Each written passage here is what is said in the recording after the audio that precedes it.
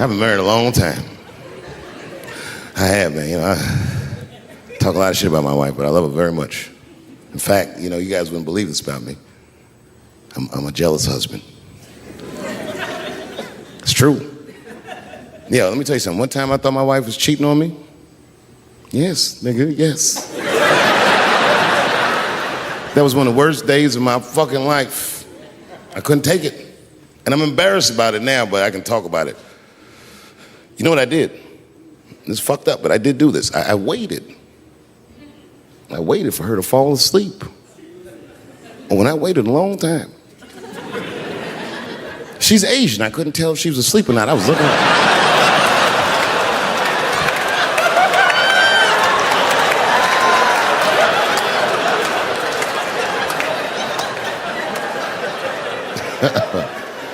And when I was sure she was asleep, you know what I did?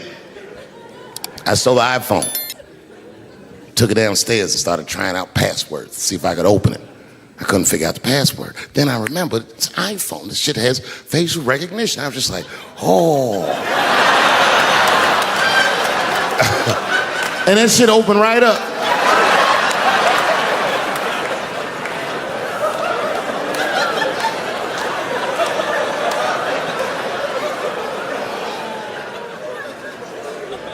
And I saw a text message in there from a fella named Earl. I don't know anybody named Earl. I woke her up out of her sleep. I said, wake the fuck up. Who the fuck is Earl? And she said, David, what are you talking about? Oh, don't you play dumb with me, bitch. I done open your phone. Who is Earl? And she said, oh my God, David. That's gay Earl from the hair salon. I said, word, what am I, a dummy? How am I supposed to know this nigga is gay? And she was calm. She said, read his text and look at his pictures. I started reading the text. This fella sure does spell girl with a U a lot. And I switched over and looked at his pictures, and I couldn't believe it. This fella looked gay and still pictures. His mouth was open in every shot.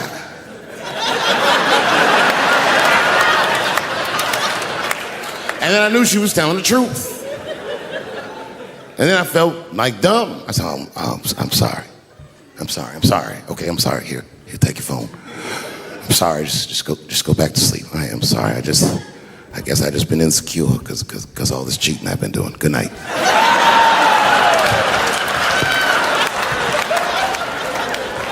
And she didn't let me leave. She said, well, since you want to wake a bitch up. And then she pulled my phone from under her pillow. I said, what the fuck?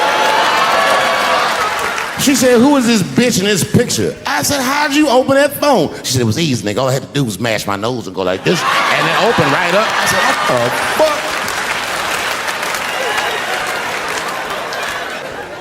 fuck? I'm gonna close tonight with a long story. Do you mind?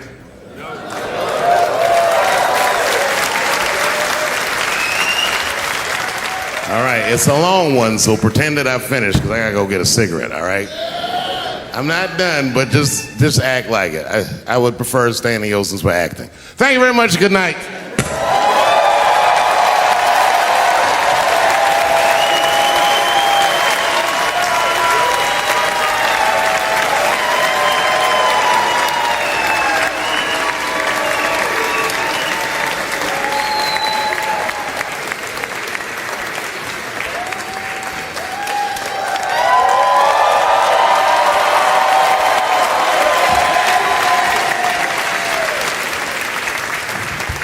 Thanks for not giving me a standing O, motherfuckers. This is the worst.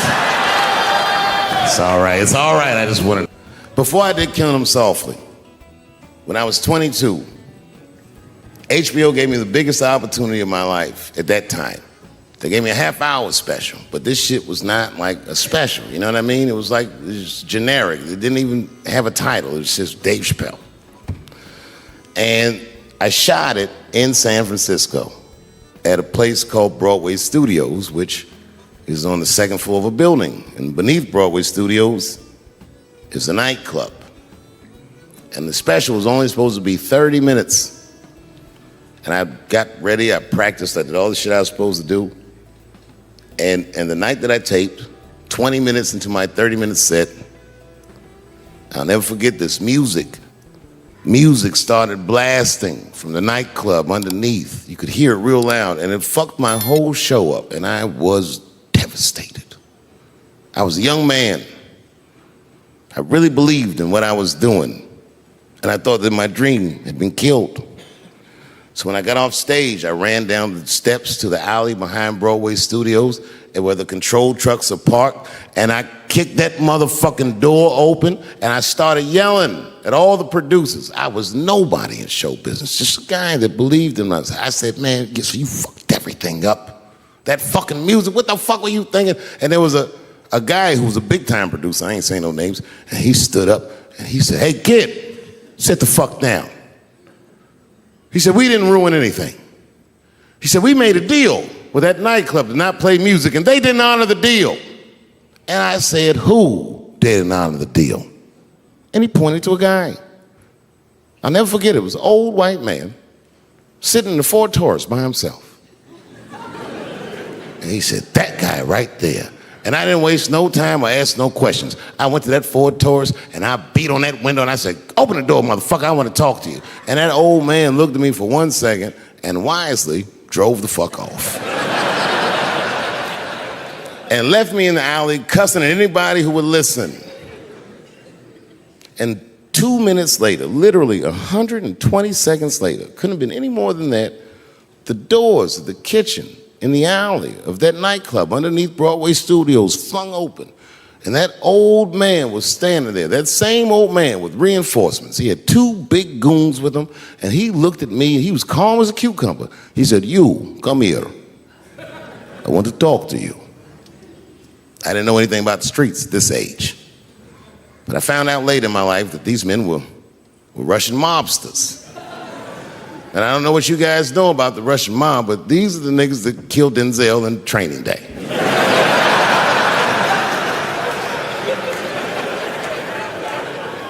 And all the producers knew what I was up against. They said, Dave, do not go in there. And I said, fuck y'all. And I walked right into that kitchen, and they closed the doors behind me, and it got dark as fuck in there. And I knew, I'm not dumb, I knew I was in a bad situation. But you have to understand, I believed in what I was doing, and I didn't give a fuck. Just kept cussing at these motherfuckers, telling them how they ruined my life. And that old man couldn't believe that I was talking all this shit. And as soon as I took a breath, he stopped me gently. He said, hey, kid, listen. Your friends lied to you. He said, we made a deal, but your friends never paid me. And when he said that, I realized I was locked in a kitchen.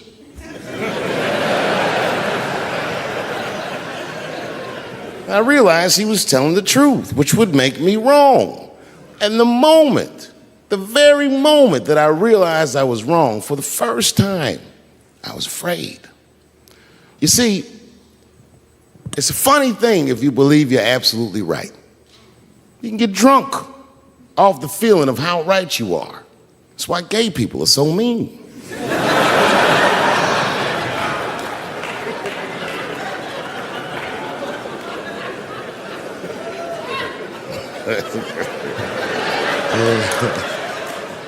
But I didn't buckle. You guys would have been very proud of me. I was scared, but I didn't buckle. I said, well then, sir, I owe you an apology. But I believe that no matter what reason that music was playing, it ruined my life. And that old man looked at me with sympathy in his eyes. And he walked over to me and he gently placed his hand on my cheek, which I gotta tell you, is a very emasculating thing to do. I was standing there looking at this nigga's hand on my cheek like that.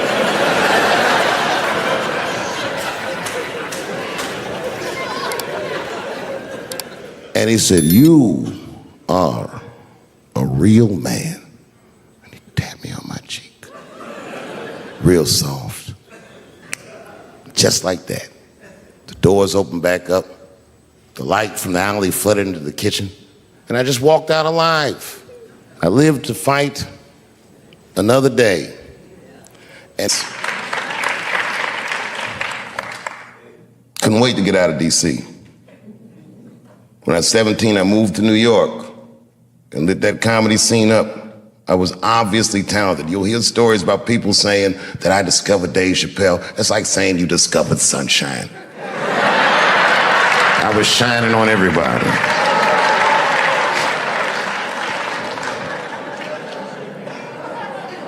And when I got in that professional world, I was oddly prepared. I had a sense of professionalism. I showed up on time. I did the things that I learned in school to do, just the basics. My career didn't have any direction because I was still so young. And that didn't change for many years. It didn't change until my girlfriend at the time, now my wife, told me she was pregnant. And I was like, you know what? I should really start taking this seriously. When she told me that, before the baby was born, I had done my first HBO special, and then I went to work on a sketch comedy show idea I had, and Chappelle show came out. When my son was still maybe 18 months years old. And I bet on myself. I took less money. I remember that, so I could do what I wanted to do. I said, you don't have to pay me that much, but you can't ever tell me that I can't do what I want to do. I did the first season, I'll tell you, for $300,000. Which sounds like a lot of money, but.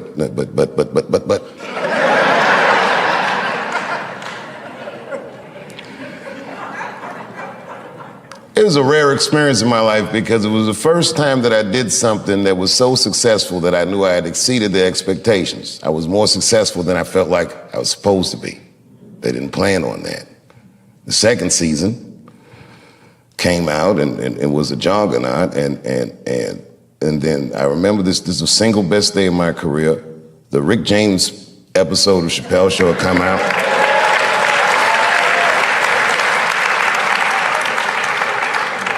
People were going crazy about the Rick James episode. At the same time, the DVD for season 1 of Chappelle Show dropped. It was the first time any television show had ever been sold off air, and it sold 1 million copies in the first day. It was unheard of. To this day, nothing has sold more than Chappelle Show. It's still on the top 10 in Netflix. All those great things happened, and my contract was up. Clearly, I was about to be rich.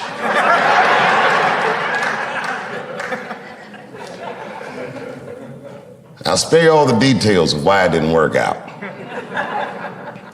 I didn't think so either.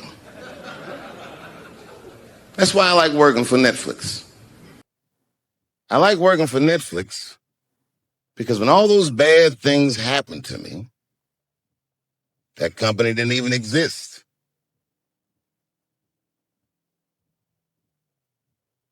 And when I found out they were streaming Chappelle's show, I was furious.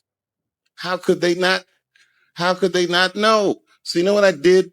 I called them and I told them that this makes me feel bad. And do you want to know what they did?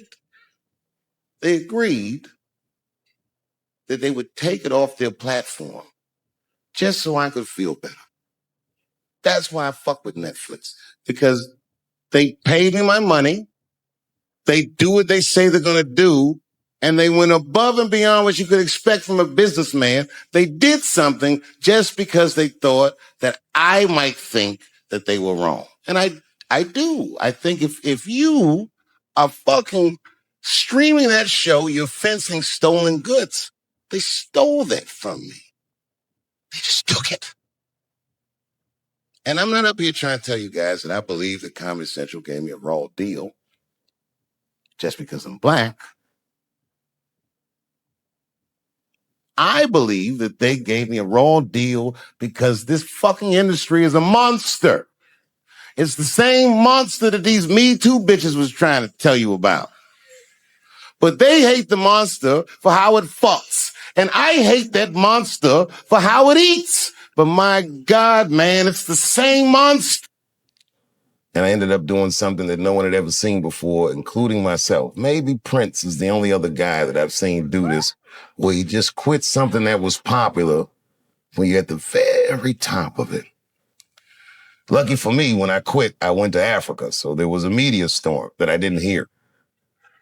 By the time I got back, everyone was just looking at me crazy. That was a very difficult decision to make. The entire world told me I was crazy, but I was sure I was being true to myself and to something that I learned at Ellington.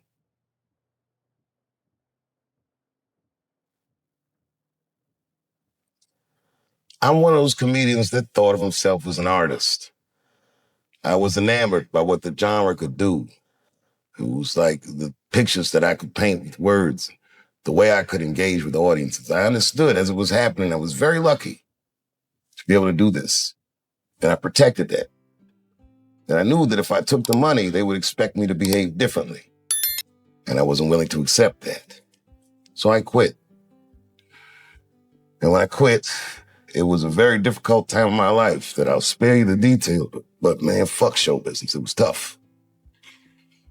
And then one day I was in Panama City, Panama, and I was at a hotel, and I looked at the lobby. There was a painting of Abraham Lincoln. And I would look closer. It wasn't a painting. It was all pennies, just pennies on a black canvas arranged into the face of Abraham Lincoln.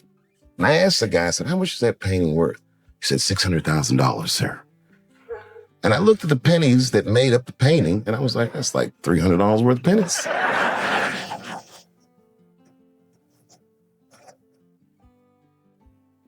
Light bulb went in my head.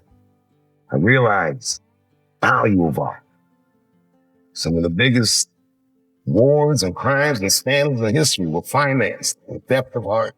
Art is a powerful commodity. And artists, if you're good at it, never behave as a commodity. It's a tough one.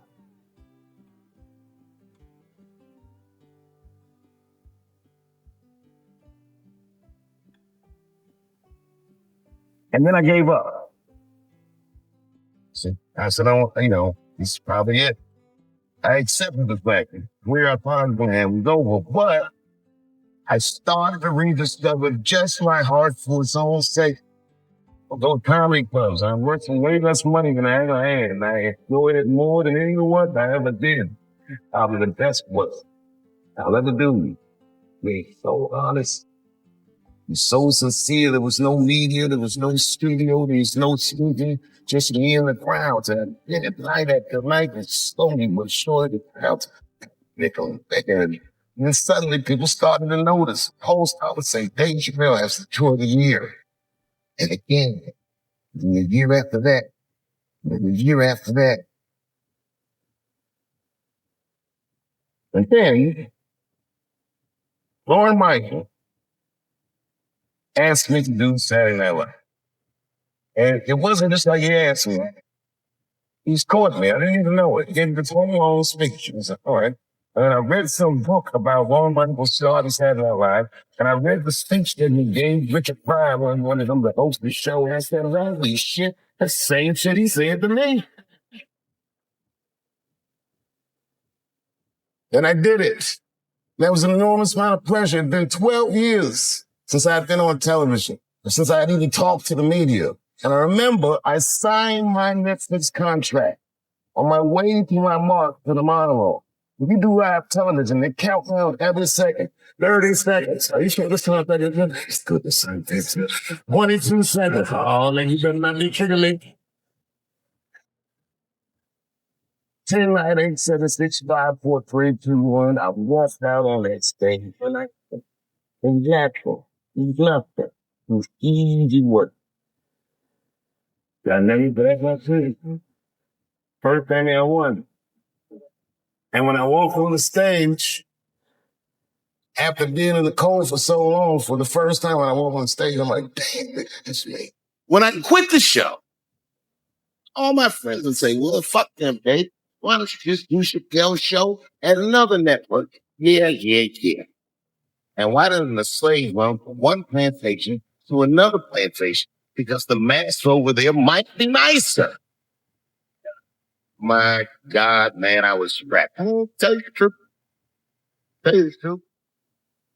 I've even thought about coming back, doing another Chappelle show.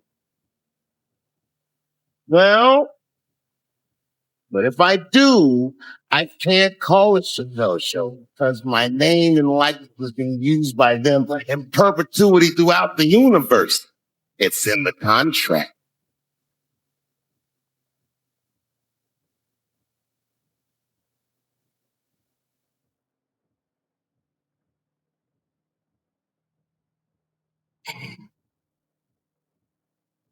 You're not supposed to do this, my friend.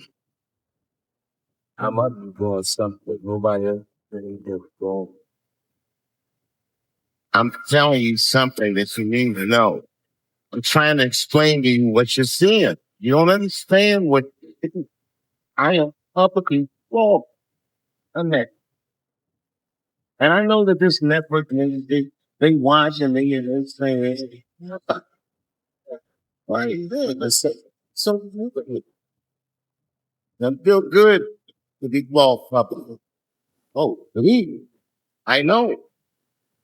I know exactly how that feels. When I quit my show, they said I was crazy. What was crazy about it? I just didn't want to do it anymore. They said I smoked crack. That's impossible. I was a devout Muslim. I didn't smoke before drink. But I do now, bitch, because you ruined my fucking life. You know, not necessarily what it should be. And when I think about that, juxtaposed to the dedication that the teachers, the time they would spend to me, the way they would notice, are you okay? Is everything all right? You look sad today. Any little thing, like a family member would. And they fostered an environment of almost absolute trust, like your parents. There's 2 lectures that I got at school that changed the way I do comedy, that like turned a light switch on. It was 2 teachers. Donald Lease. Donald Lease, may he rest in peace. Maybe one of the single best educators that I've ever met in my life. He had a demeanor about himself that demanded excellence from his students. He would tell us incredible stories that I didn't believe. He claimed in one class, the song Killing Them Softly was about him. I was like, nah, nigga, not you. He told me he knew Donny Hathaway and Roberta Flack and all these people, these DC legends. He's a humble man, but he really demanded excellence. And he gave us a lecture once on a concept called polarization. Polarization meaning the idea that if you can make everybody look at the same thing at the same time, that their rational mind will decrease and their emotional response will increase. He said that's how audiences work. That's how mobs work. That's how you make a person lose themselves in the crowd. I got it. As he was saying this, he would hold a stapler in his hand. It was a good lecture. He said, everyone focus on the stapler. And then he would explain to us what polarization is as we're all looking at the stapler. And then he'd scream, ha! And everyone would jump, oh. And he said, what you scared of? Oh, shit, that works. I was sure I was being true to myself and to something that I learned at Ellington.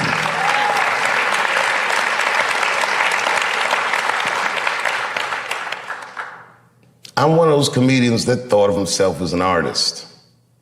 I was enamored by what the genre could do.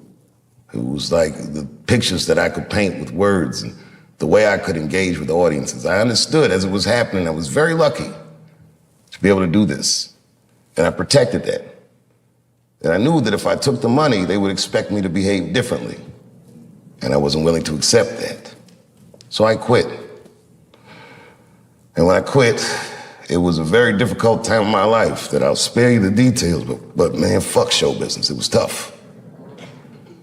And then one day I was in Panama City, Panama, and I was at a hotel, and I looked at the lobby. There was a painting of Abraham Lincoln. And then I would look closer. It wasn't a painting. It was all pennies, just pennies, on a black canvas arranged into the face of Abraham Lincoln. And I asked the guy, I said, how much is that painting worth? He said, $600,000, sir. And I looked at the pennies that made up the painting, and I was like, that's like $300 worth of pennies.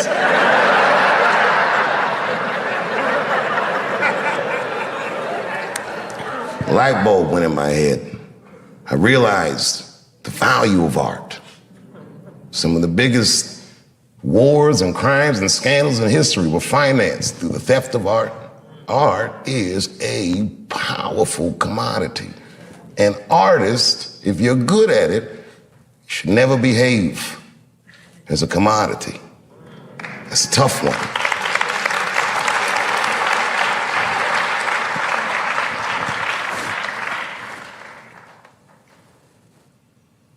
And then I gave up. I said, this is probably it. I accepted the fact that the career I thought I was gonna have was over, but I started to rediscover just my art for its own sake. I would go to comedy clubs and I worked for way less money than I ever had, and I enjoyed it more than any of the work I ever did. It was probably the best work I'll ever do, because it was so honest. It was so sincere. There was no media, there was no studio, there was no scrutiny, just me and the crowds. And I did it night after night, and slowly but surely the crowds got bigger and bigger. And then suddenly people started to notice, and Polestar would say, Dave Chappelle has the tour of the year. And again, and then the year after that, and then the year after that. And then Lorne Michaels asked me to do Saturday Night Live. And it wasn't just like he asked me, he was courting me. I didn't even know it. He gave me this whole long speech. I was like, all right. And then I read some book about Lorne Michaels starting Saturday Night Live, and I read the speech that he gave Richard Pryor when he wanted him to host the show, and I said, holy shit, that's the same shit he said to me. And I did it. And that was an enormous amount of pressure. It had been 12 years since I had been on television, or since I had even talked to the media. And I remember I signed my Netflix contract on my way to my mark for the monologue. If you do live television, they count down every second. 30 seconds. Are you sure this contract is good? It's good, just sign the paper, it's good. 22 seconds. Oh, nigga, you better not be tricking me. 10, 9, 8, 7, 6, 5, 4, 3, 2, 1. I walked out on that stage and I killed it. It was natural. It was nothing. It was easy work. Got an Emmy for that one too. First Emmy I won. And when I walked on the stage, after being in the cold for so long, for the first time when I walked on the stage, I'm like, damn, nigga, I just made it.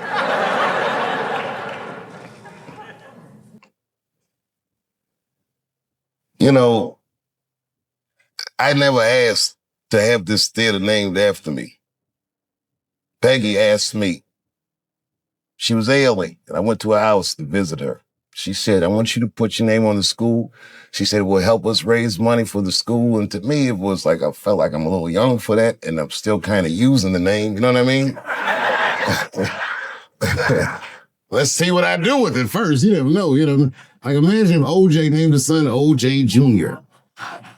Oh, Dan.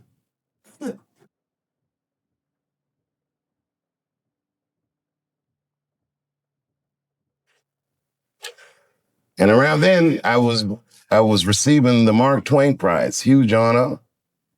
And the next day, all the artists that came to honor me, the Bradley Coopers and Chris Tuckers and all these great people, came to Ellington, and they taught master classes for the students. And Peggy Cooper Cafritz, as sick as she was, got out of her bed so she could be with her babies. She never left us. So I did it. Say, whatever you want to do, if I can help, I'll do it.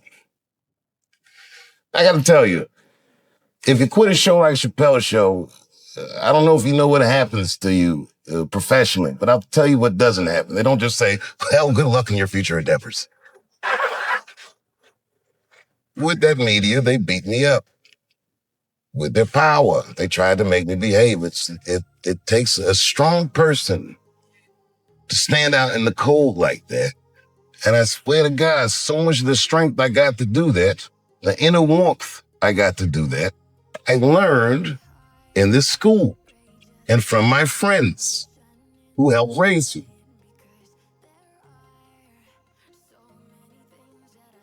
So why wouldn't I do anything I could to help my benefactor? And the last time I came back, after the closer, when the kids were mad at me, I gotta tell you, that was quite the day. All the kids were screaming and yelling. I remember I said to the kids, I go, well, okay, well, what do you guys think I did wrong? And a line formed.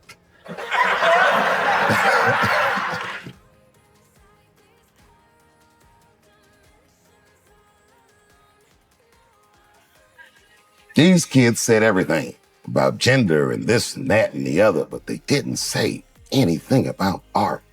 And this is my biggest gripe with this whole controversy with the closer, that you cannot report on an artist's work and remove artistic nuance from his words.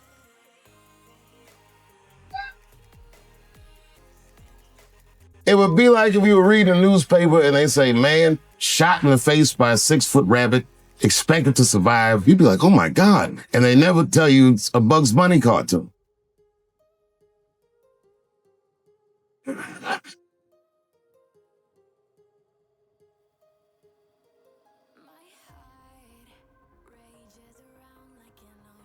I took a lot of cold shots in show business.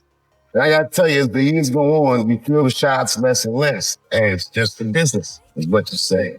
No. Look at everything they heard.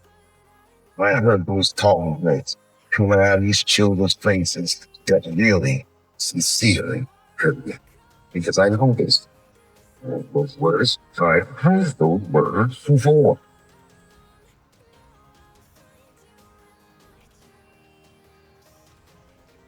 The more you say I can't say something, the more urgent it is for me to say. And it has nothing to do with what you're saying I can't say. It has everything to do with my right, my freedom of artistic expression. That is valued in me. That is not severed from me. It's worth protecting for me. That is worth protecting for everyone else, even devils, in our noble professions.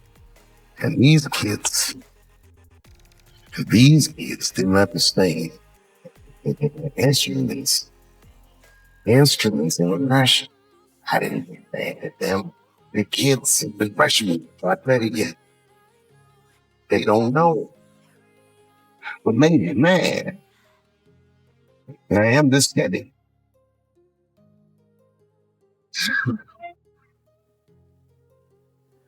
I ain't saying that. One of the kids' mother, that on Fox News. She scares through me. I remember her face, but I don't know if she's particular. Anyway.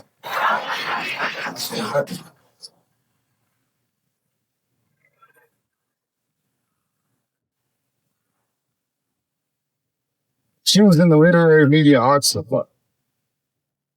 She said a lot of things that I didn't like. A lot of things. But, that's her right. Things she said that got to me. She said, the only thing that here was sanctuary streets. I used to sit here and meditate. Of course, you meditate. You were a literary media arts student. You didn't meditate. You didn't work. Okay. And I looked at it, she said.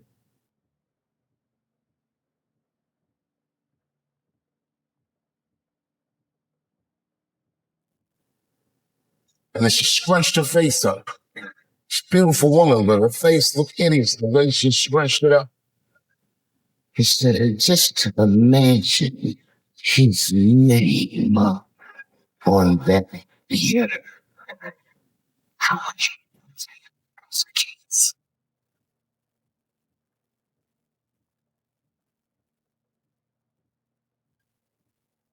Listen, no matter what they said about the Globe, The worst guilt the most watched doctor in the world.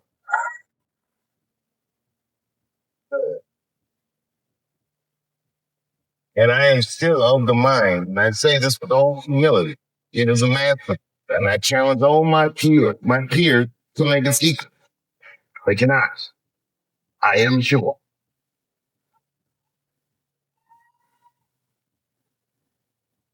It will be decades before you ever see someone in my job as proficient as me.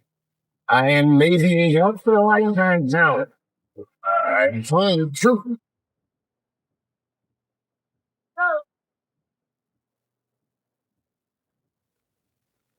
About 3 weeks ago, I saw in the newspaper a man that said a man that was at the grave phone through a pie, Mona Lisa, giant thing. And it made me laugh because I'm like, it's like the closer.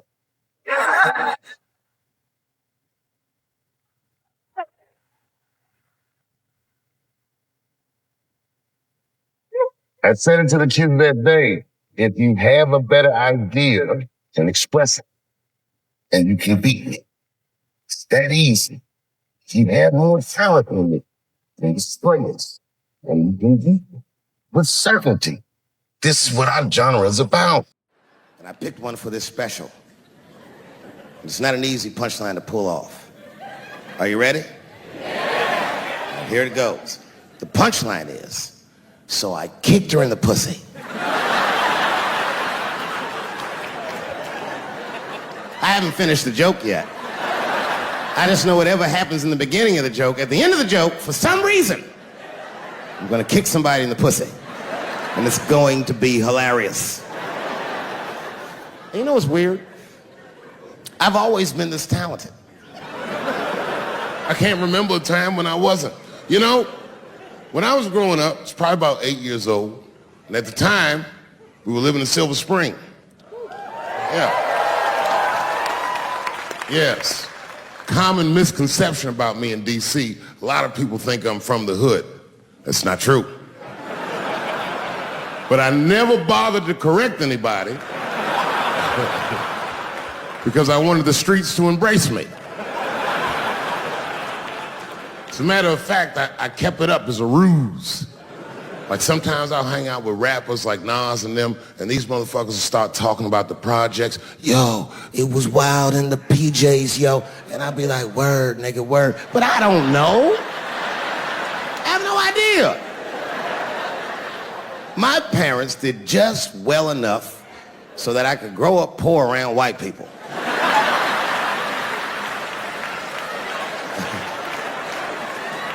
And to be honest, when Nas and them talk about the projects, nigga, I used to get jealous because it sounded fun. Everybody in the projects was poor, and that's fair. But if you were poor in Silver Spring, nigga, it felt like it was only happening to you. Nas does not know the pain of that first sleepover at a white friend's house. And you come back home on Sunday and just look at your parents like, y'all need to step your game up. Everything in Timmy's house works. Remember the first time you saw that? The cold winter, and you be at a white friend's house and see the motherfuckers in their living room without their coats on?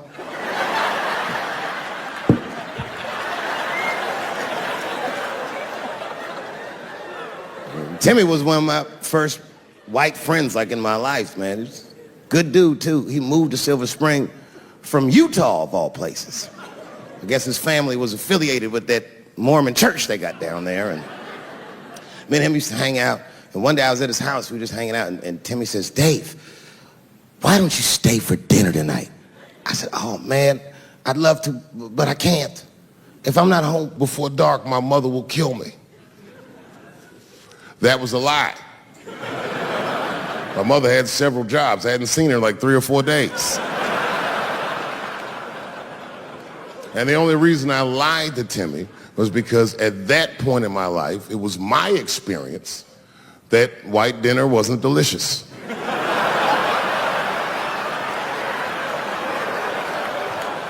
I'd rather go home and fry some bologna or some shit like that.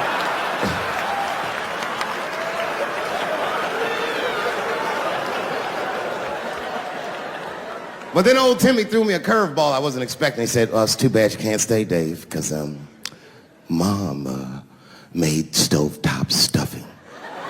I said, what the fuck? Stovetop? Well, hold on, nigga. Let me make some phone calls real quick. I had seen that commercial so many times, I had dreamt of getting my hands on some of that stovetop stuffing. And finally, I met a motherfucker that actually had a box of stovetop in the house. I couldn't miss this opportunity, so I pretended to call my mother. And then I came back and I said, Timmy, you're not gonna believe this great news. Mom said I can stay. And he said, fantastic. He said, why don't you come with me and we'll help set the table and then we can say the blessing. I had no interest in setting this motherfucker's table or saying these crazy ass Mormon prayers. I just wanted that goddamn stuffing. So I told Timmy, I said, you know what, I'd love to help, but let me go wash my hands first. My plan was simple. Wash my hands slowly, and by the time I'm done, the table will be set, the blessing will be said, and all that there will be left to do is eat. Went to the bathroom. I washed my hands very slowly. I must have been in there for about 10 minutes. And suddenly, one of his mothers came to the door.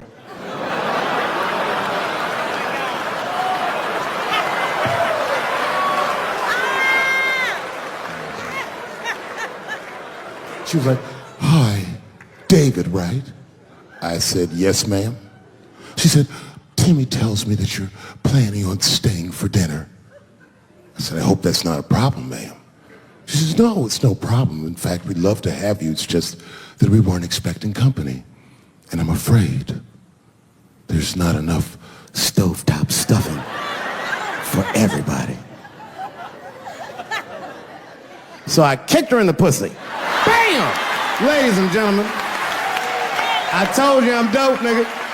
I told you what I was gonna say and you still didn't see it coming. And that's why I make the big bucks.